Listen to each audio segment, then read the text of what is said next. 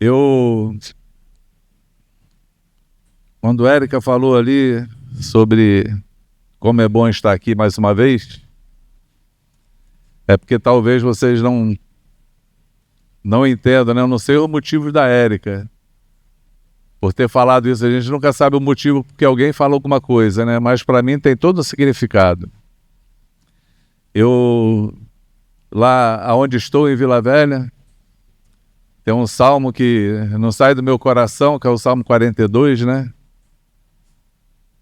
Que tem até uma música, né? Que eu boto ela no repeat lá, a Solange já está cansada de ouvir, que é Aquieta minha alma, faz meu coração ouvir tua voz, me chama para perto, só assim eu não me sinto só. E o Salmo fala da lembrança da alegria que tinha quando saiu em procissão, conduzindo o povo na casa do Senhor para adorá-lo. Esse é um momento tão tremendo, amados, que ele não pode nunca deixar de existir na nossa vida. Tem pessoas que não têm apreço a uma reunião como essa. Mas para pensar, Jesus falou que quando tem 2 ou mais reunidos no seu nome, ele está presente. Não tem um encontro maior com o Senhor do que quando estamos juntos. Não tem nada que alegre mais o coração do Senhor quando juntos estamos no nome dele, para buscá-lo, para adorá-lo, para dedicar aquele tempo para ele, para fazer desse tempo o tempo da nossa busca, da nossa adoração. E como acontece coisas sobrenaturais. Como acontece. Como Deus se move no meio do sobrenatural quando estamos juntos. É muito tremendo isso. Por quê? Porque uns têm salmo, outros têm cântico, outros têm palavra de sabedoria, né? Outros têm interpretação de línguas, outros têm louvor. Quando nós estamos juntos, tudo acontece. É bom demais. Como seria bom se nós estivéssemos sempre juntos? Há muito tempo atrás, e tem muito tempo mesmo isso, uns 40 anos atrás, eles tinham desejo de comprar um grande sítio para morar todo mundo junto. Tem um irmão em Cristo, né, um filho na fé, que a semana me mostrou um projeto lá em Palmas, não sei aonde, que tem um condomínio que ele está fazendo. E olha que a gente não está junto há muito tempo aí, pelo menos uns 10 anos que a gente não estava juntos. E ele mandou para mim falando assim, cara, como eu lembrei de você e pensei, olha um lugar para a igreja toda morar nesse condomínio, todo mundo junto. Falei, caramba, que legal seria se nós pudéssemos conviver assim. É bom demais, porque nós aprendemos que o relacionamento cura, mas o isolamento adoece. Quanta riqueza tem no relacionamento? Quem entende o que eu falo, sim ou não? Amém? Eu estou falando isso só porque a Érica falou. Não tem muito a ver com o que eu vou falar hoje aqui. Ou tem, né? Não sei. Deus sabe.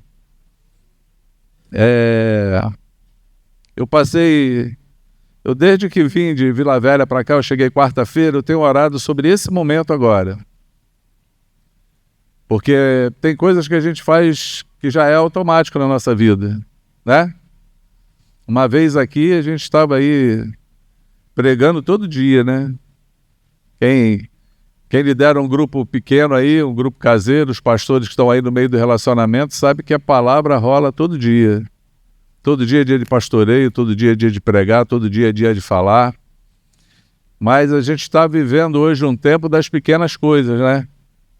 E a gente não pode desprezar o tempo das pequenas coisas, né? Zacarias 4:10 fala que quem pode desprezar o tempo das pequenas coisas? Quem pode? Fala para mim. O coração do homem tende a desprezar as pequenas coisas. Quando a gente está num agito, ou a gente está numa roda girando, movimentando, e de repente você se vê sozinho. Dá aquela impressão de ociosidade. Dá aquele comichão no coração de não estou fazendo, não estou no lugar correto. Não estou onde Deus queria estar. E aqui novamente, Érica hoje foi a minha fonte de inspiração. Eu cheguei aqui, ela perguntou para mim se eu permaneço onde eu estou, em Vila Velha, no tempo das pequenas coisas. E a minha resposta é sempre a mesma. É sempre a mesma. Eu preciso ouvir o Senhor para poder me movimentar.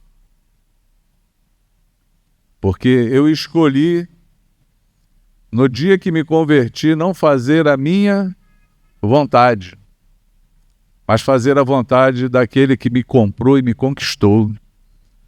É muito injusto, por conta das adversidades da vida, das circunstâncias, das coisas circunstanciais, a gente querer se mover por conta da nossa vontade e não por conta da vontade do Senhor. A gente precisa sempre de uma palavra de Deus para poder nos mover. Amém? Eu estou falando isso por quê, amados? Porque talvez você que está aqui me ouvindo hoje já não sabe mais o que é isso. Tu quer viver segundo a vontade do teu Pai, ou discernir, ou descobrir aquilo que Deus quer para a tua vida nesse exato momento. Ou ter a certeza de que você está exatamente no lugar que Deus te plantou, fazendo aquilo que Ele te chamou para fazer, embora seja uma coisa pequena. Embora seja uma pequena coisa. Porque nós não podemos desprezar o tempo das pequenas coisas. E os homens gostam, nós gostamos de estar no meio das coisas grandes. Parece que as coisas grandes nos atraem, né? Dá sentido na vida quando fazemos alguma coisa.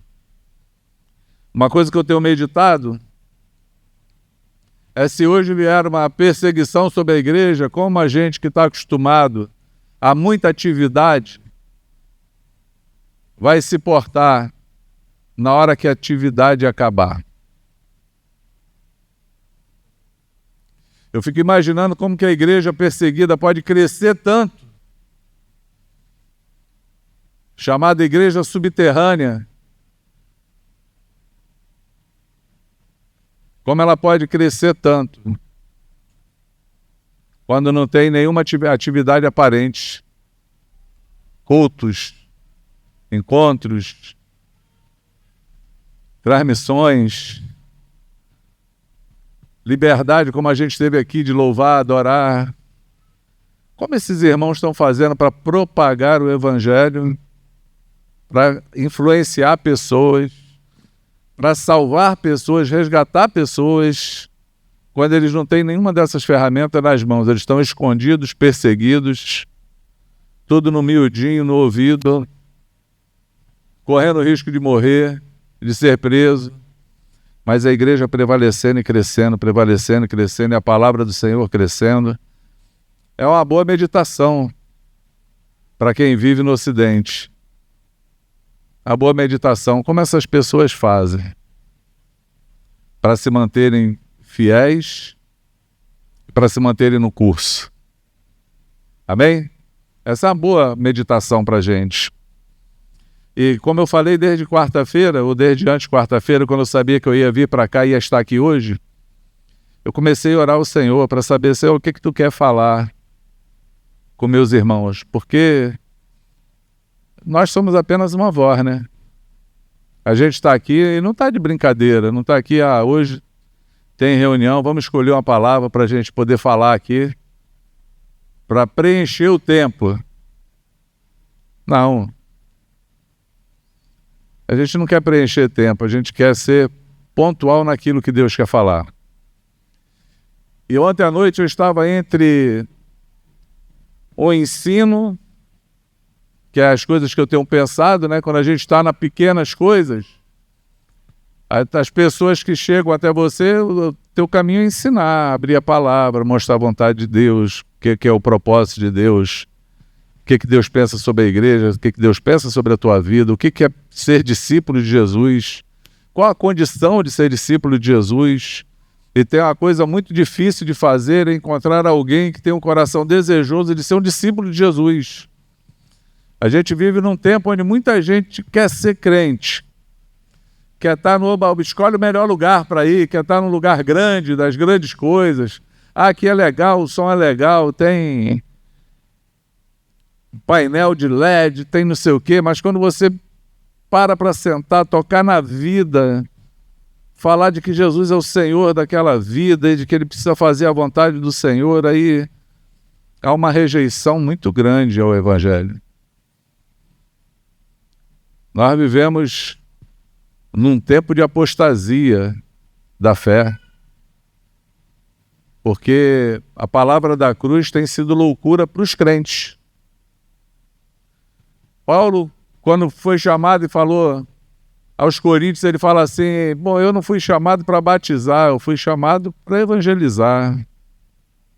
E não com sabedoria de palavra, porque a sabedoria de palavra anula a cruz de Cristo, que para o mundo, para os que estão perdidos, é loucura. Mas para nós que somos salvos, é o poder de Deus. Uma igreja sem cruz é uma igreja sem poder. Uma igreja sem o senhorio de Jesus na vida dela é alguém que está só brincando de ser crente. Ainda não descobriu a verdade. E aí nós só temos noção disso, de uma realidade maior, quando a gente está fazendo as pequenas coisas, que aí você tem tempo de ouvir, falar, confrontar, conferir a vida e descobre que a cruz de Cristo, o senhorio de Jesus, a palavra vivida, encarnada, é muito difícil de encontrar hoje um voluntário. Talvez se essa geração fosse a geração de Jesus, poucos iriam enxergar o Evangelho, porque o chamado era para morrer. Quem quer vir após mim? Negue-se a si mesmo, tome a sua cruz, siga-me. Ninguém gosta mais de ouvir isso. Mas a gente não tem outra palavra, não tem o que pregar. Eu estava aí nesse ensino, eu fiquei pensando, falando: Senhor, eu não sei o que tu quer, porque eu estou entre uma palavra de ensino e entre o profético. Eu curto muito o profético. Eu gosto muito de falar e deixar o Espírito Santo entrar no mistério da nossa vida. Eu gosto de falar. Estava orando, estava com duas palavras, um ensino e uma palavra que estava no meu coração. Mas ontem à noite, numa conversa com a minha filha, o Espírito Santo me deu a palavra para hoje. Ontem à noite. E essa noite eu fui orar, falei: Senhor, eu acho que é isso aqui que tu quer que eu fale. E aí, amados, me perdoa, mas eu vou falar aquilo que Deus falou que Ele quer que eu fale. E a minha oração é que você entenda. A minha oração é que esse profético entre no teu coração. Porque é bem possível, quer dizer, é quase impossível de que você não precise ouvir isso hoje. É quase impossível. E nós vamos falar de um texto de Juízes. Juízes, capítulo 6. A gente vai ler a partir do versículo 11.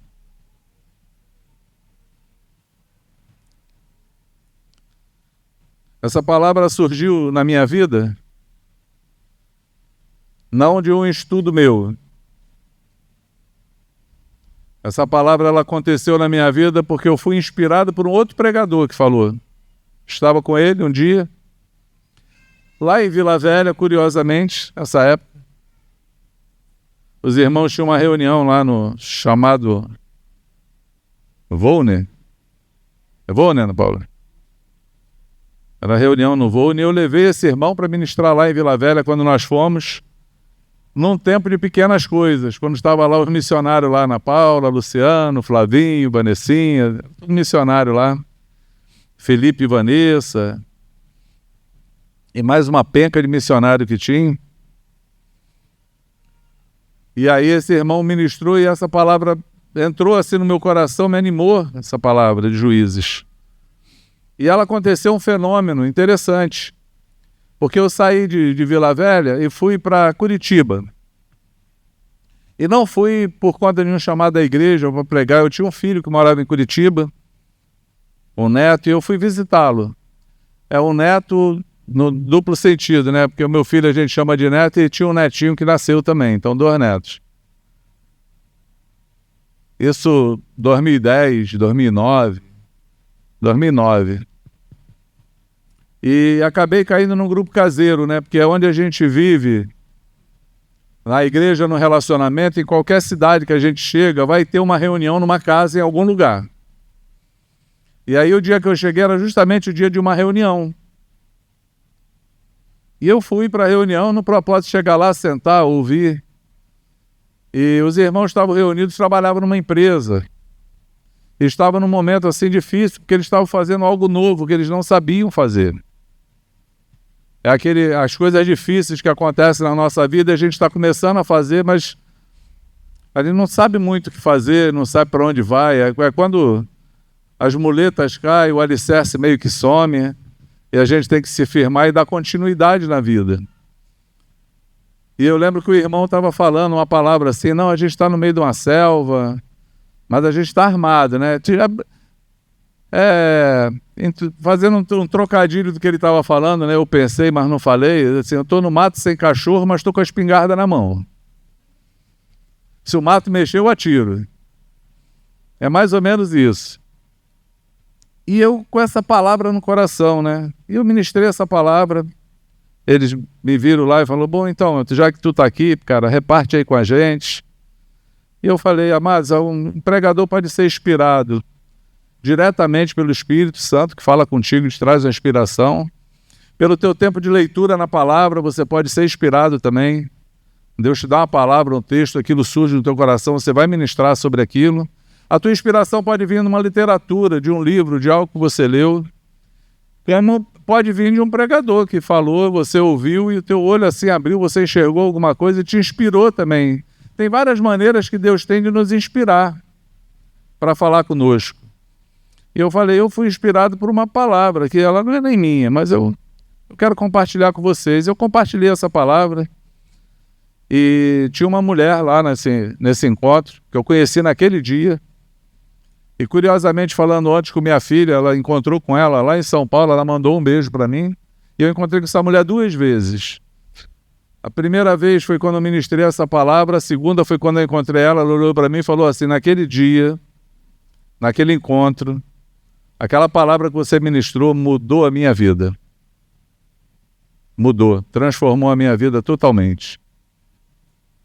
E ela não esqueceu de mim ainda, porque ela me mandou um beijo ontem.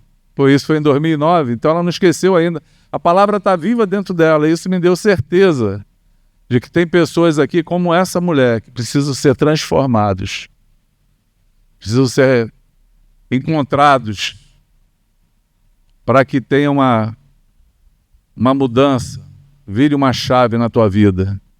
Né? Não gosto de usar as palavras de coach não, né? Virar chave, virar não sei o quê, mas que algo Deus faça no teu coração e mude você. Pode ser assim? Amém? Aí fala, cara, prega logo, para de enrolar. Fica aí me enrolando. É porque faz tempo que eu não estou aqui, né? Então eu vou gastar o tempo que eu tenho. A gente hoje vai até 2 horas da tarde aqui, vai pagar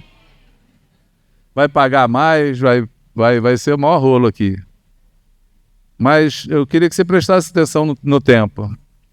Esse tempo aqui, desse episódio da Bíblia, é um episódio assim, vou contextualizar o tempo para você entender o que tinha acontecido.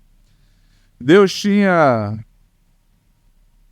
levantado um profeta e falado que ele ia castigar aquele povo, porque o povo tinha se desviado dele, o pessoal estava longe. E os maiores apertos, ou as maiores adversidades que nós encontramos na nossa vida, ela acontece por conta de uma distância de Deus. Às vezes não é um pecado, você nem se perdeu, cometeu um pecado, enveredou no pecado, não. O fato de você estar longe, não estar fazendo aquilo que Deus te chamou, já é um motivo de você chamar uma adversidade sobre você. Já é um motivo de algo está desequilibrado na tua vida. Por quê? Porque o que equilibra a nossa balança é o Senhor. Você pode dizer amém? É o que equilibra a gente. Você vê que o pecado de Davi acontece, quando você vai ler a história, ela acontece assim, o texto começa exatamente assim: era tempo de guerra. Davi, porém, ficou no palácio. E foi justamente no palácio que ele viu lá Betseba lá tomando banho, e ele caiu e adulterou com aquela mulher, e aí começou a desgraça da vida de Davi. Mas ele não começou no adultério, ele começou numa palavra que ninguém percebe quando lê. Era tempo de guerra, Davi era um homem de guerra, era um rei, encontrou o seu reinado no meio da luta, da guerra. A palavra diz, a Bíblia fala que Davi valia por 10.000 soldados na guerra. Olha o valor desse homem no meio de uma guerra, 10.000 soldados. Mas era tempo de guerra e ele ficou no palácio. É um erro muito grande nosso quando nós estamos num tempo na contramão do tempo de Deus na nossa vida. Há um prejuízo para nós. É uma falta de proteção. Há uma falta de garantia da vitória. Estar no lugar errado é a pior coisa que tem no mundo, porque o melhor lugar está no centro da vontade de Deus. Amém? E aí esse povo estava vivendo essa guerra. Israel estava oprimido pelos seus inimigos, os midianitas. E tudo que eles tinham, plantavam, cuidavam, animais, eles passavam, a Bíblia diz que como uma nuvem de gafanhotos. Eles passavam e levavam tudo e não deixavam nada para que eles pudessem sobreviver. Era um tempo difícil. Era um tempo de dor. Era um tempo de incerteza. Era um tempo que a morte rondava o tempo todo. Ou morro pelos meus inimigos ou morro de fome. E era o tempo das pequenas coisas. Porque não tinha como fazer muitas coisas quando você é dominado e o inimigo está te acossando o tempo todo. Você não consegue suspirar. Você está ali preso, esperando um milagre de Deus. Está igual aquele filme, A Espera de um Milagre. Está esperando algo acontecer e livrar você daquela situação. E é nesse cenário que Deus aparece para falar com um homem chamado Gideão. E aí o versículo 11 do capítulo 6 diz assim: então o anjo do Senhor veio, sentou-se sobre o carvalho que estava em Ofra, que pertencia a Abiesrita Joás. Quando você quiser ter um filho, quem está grávida aí, Fernanda, já tem um nome para o teu filho. O seu filho Gideão estava malhando trigo no tanque de espremer uvas, para escondê-lo dos midianitas. Então o anjo do Senhor apareceu a Gideão e disse: o Senhor está contigo, homem muito valente. A melhor tradução que eu gosto, que eu estou lendo aqui na Bíblia, na tradução Almeida 21, é homem valoroso. É a mesma tradução para a palavra valente, homem de valor. O Senhor é contigo, homem de valor, homem valente. E Gideão lhe respondeu: meu Senhor, se o Senhor está conosco, por que nos aconteceu tudo isso? Onde estão todas as suas maravilhas que nossos pais nos contaram, dizendo: não foi o Senhor que nos tirou do Egito? Mas agora o Senhor nos abandonou e nos entregou nas mãos dos midianitas. O Senhor virou-se para ele. Ele disse: vai nessa tua força e livre Israel da mão dos midianitas. Não sou eu que estou te enviando?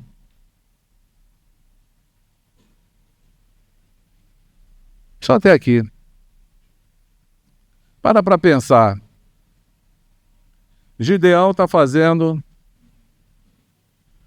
um trabalho muito difícil. Não era um trabalho pequeno, não eram as pequenas coisas simplesmente. Era um trabalho difícil. Talvez na tua Bíblia vai estar escrito assim: Gideão estava malhando trigo no lagar. Aqui está no lugar Já está traduzido certinho, no lugar de espremer uvas. Por quê? Porque o lagar era o lugar onde você espremia as uvas, botava a uva e ficava em pé. Eu tive até na festa italiana lá em Vitória, e os caras reproduziram como é que era feito o vinho. E só que ninguém quis beber, né? Porque ele chamou todo mundo, tiraram os sapatos, jogaram as uvas lá no lagar, todo mundo entrava, dançava, pulava, amassava as uvas. E tá lá a gente olhando lá, pô, tá legal, e tá a música, amassaram, e no final o cara pega assim um copo de uva e, bom, agora quem vai beber? Então, não. Mas o lagar é o lugar disso, é de malhar, de espremer as uvas, de amassar as uvas, é um lugar pequeno. O trigo, ele precisava ser batido num terreno grande. O trigo, para ele ser malhado, solto, batido, era num terreno grande para ele poder pegar sol e secar. Então Gideão estava fazendo uma coisa pequena e da pior maneira possível. Já se sentiu assim alguma vez? Na sua vida? Fazendo algo muito difícil e fazendo da pior maneira que tem. Mas você está ali fazendo, porque o que Gideão estava fazendo, ele estava ali cuidando da família dele. Ele estava provendo o alimento da família. Ele estava fazendo aquilo que ele podia fazer. E se tinha que fazer escondido, no lugar pequeno, no lugar ruim, ele não ia desistir, ele ia continuar fazendo. E aí aparece um anjo para ele e fala assim: e aí, homem valoroso, homem valente, o Senhor é contigo. A pior coisa que acontece para alguém quando não consegue enxergar Deus na sua vida de fato, no meio da adversidade, é na hora que você está passando um momento mais difícil, alguém olha para você e fala assim: confia no Senhor. O Senhor é contigo. Como a gente... A resposta de Gideão é muito lógica. Ele fala: cara, se o Senhor é comigo, por que isso está acontecendo com a gente? Por que eu estou aqui fazendo esse negócio tão difícil, escondido, da maneira difícil, que os inimigos estão levando tudo? Por que a vida está um caos? Se o Senhor é conosco? Porque quando a gente ouve nossos pais falarem, a gente ouve das maravilhas de Deus e de como Deus livrou aquele povo do Egito com mão forte, com milagre. Como que o Senhor é comigo?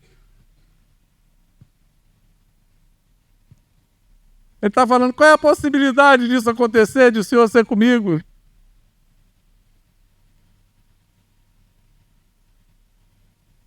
E o Senhor fala com ele: vai nessa tua força, porque eu vou usar você para livrar esse povo das mãos do midianita. E ele fala: mas como? Como vai ser possível de novo? Por quê? Porque eu pertenço à menor família de Israel, de Manassés. E da minha casa, eu sou o menor de todos. Eu sou o menor de todos. Eu estou na menor família. A vida está um caos. E tu vem me dizer que eu sou valoroso, valente, para eu ir nessa força. Que força é essa, gente? É muito lógico o pensamento de Gideão. Porém, não na lógica de Deus quando nos vê permanecendo, continuando, obedecendo, mesmo que seja nas pequenas coisas. A gente está ali sem desistir, porque motivos para desistir já teve vários, mas a gente permanece. As coisas estão tão difíceis, mas a gente continua crendo e continua fazendo. Os nossos olhos não vislumbram nada na frente, mas a gente está ali, permanece ali. Nem sabe esperando o quê? Porque o instinto do coração, motivado pelo Espírito, de alguma maneira fala que a gente tem que fazer. E é justamente nos momentos mais difíceis da vida que o nosso valor aparece. Como você vai mostrar o teu valor no meio de tudo que está dando certo? Alguém já disse que aonde tem dificuldades aparecem oportunidades. Aonde tem impossíveis é onde aparece o milagre de Deus. Ele é o Deus do impossível. É justamente quando o morto está lá 4 dias como Lázaro, que a gente mostra o nosso valor quando Jesus fala, tira a pedra. A pedra tu pode tirar, pode empurrar. Não precisa dar uma ordem para ela se mover. Mas o milagre para mandar o morto levantar, só ele pode fazer. Amém? E aí é justamente nessa hora que o milagre acontece, é quando está tudo impossível. E se a gente olhar na ótica do que Deus está falando com Gideão, está falando assim, olha, toda essa calamidade está acontecendo, porque você, sendo pequenininho, menor da família, aquele que não está se considerando nada, a única maneira de você se tornar um herói é se esse movimento todo estivesse acontecendo. Davi só alcançou o reinado dele porque matou um gigante. A palavra se cumpriu. Porque antes da coroa, Deus tinha que dar para ele um gigante para ele poder derrubar. Para todo mundo saber que Deus era com ele. Deus, ele quer nos mostrar que ele é conosco a despeito de qualquer circunstância. E qualquer adversidade que a gente estiver passando, qualquer impossível que você estiver encarando, eu quero te falar que esse fogo só está vindo porque Deus quer mostrar para você que Ele é contigo. Que Ele pode fazer o impossível. Que Ele pode mudar a tua história. Que Ele pode do nada fazer tudo acontecer. Que não é na tua força. Que não é na tua inteligência. Que não é no poder do braço do homem, é pelo poder de Deus. E se é nele que nós esperamos, se é nele que nós cremos, se a família que nós pertencemos é a família dele, nada mais justo do que esperar nele e ver o milagre acontecer. Amém? Quando Deus é com o homem, porque Deus falou para Gideão assim, falou, olha, junta um exército aí para vencer os midianitas. Quando Deus é contigo, Gideão só abriu a boca. 32.000 homens se juntaram. E aí Deus dá uma outra lição em Gideão, fala assim, é muita gente contigo. Sabe o que Deus está falando? Esse montão de gente contigo vai dizer que a força veio de você. E veio do braço deles. Aí Deus faz um censo e cria um avivamento. Qual foi esse avivamento? De 32.000 sobraram 300. Só. Sem uma arma na mão, um cântaro, uma tocha de fogo dentro e uma disposição de gritar pelo Senhor e por Gideão. Só, mais nada. E foi dessa maneira que Deus venceu e derrubou todo o exército dos midianitas, sem que eles precisassem nem lutar para fazer nada, só para falar para aquele povo, o distanciamento de mim, a distância que vocês têm comigo, só atrai para vocês a derrota. Mas a presença de vocês, a busca de vocês estar perto de mim, é garantia de vitória. Você pode dizer amém? É a garantia de vitória. E aí eu vim aqui para falar contigo. Na verdade, eu vim com aquela disposição de orar por você. De orar. Porque a ousadia que Deus colocou no meu coração tanto lá em 2009 quanto hoje, é que é bem possível que você esteja aqui se sentindo que você não é ninguém, que você não tem nada em você, porque a primeira coisa que acontece na adversidade, amados, é a gente desacreditar de duas coisas. Primeiro, a gente se desacredita de Deus, do poder dele. Segundo, nós perdemos a fé em nós mesmos. Nós não conseguimos entender que nós temos dentro de nós um tesouro inestimável. Nós nos esquecemos que o Espírito Santo habita dentro de nós. Ele mora em nós. Ele está aqui dentro. Ele fala, ele move, ele ouve, ele motiva, ele dá vitória na guerra, ele traz a palavra na hora que eu não sei o que falar. É ele que faz todas as coisas. E a gente desacredita de nós mesmos. A gente acredita que a gente não tem valor nenhum. A adversidade, ela nos leva para esse buraco. Eu não tenho nenhum valor. Eu sou um zero à esquerda, mas você nunca vai ser um zero à esquerda. Sabe por quê? O Senhor é contigo. Varão, valor, varoa, valorosa. O Senhor é contigo. Vai nessa tua força, essa coisa pequena que você está fazendo, que parece que não é nada. Está só mostrando o teu valor, faz com todo afinco. Faz escondido, faz no lagar, faz sem ninguém ver. Faz com medo, mas faz. Não desiste. Porque a vitória vem do Senhor. Prepara os cavalos para a guerra, mas a vitória vem do Senhor. Amém? Levanta-se os gigantes na nossa vida, mas a vitória vem do Senhor. Alguém já disse, mais Deus é a maioria. A vitória vem do Senhor. A tua vida tem valor. O Senhor te conhece, colocou o teu nome na palma da mão dele. Ele te conhece você, ele conhece você por dentro e por fora. Jesus falou quando a gente vai orar, antes que a gente abra a boca para falar, ele já sabe do que a gente necessita. Ele conhece. Ele só está esperando que você o conheça. Que você se dedique.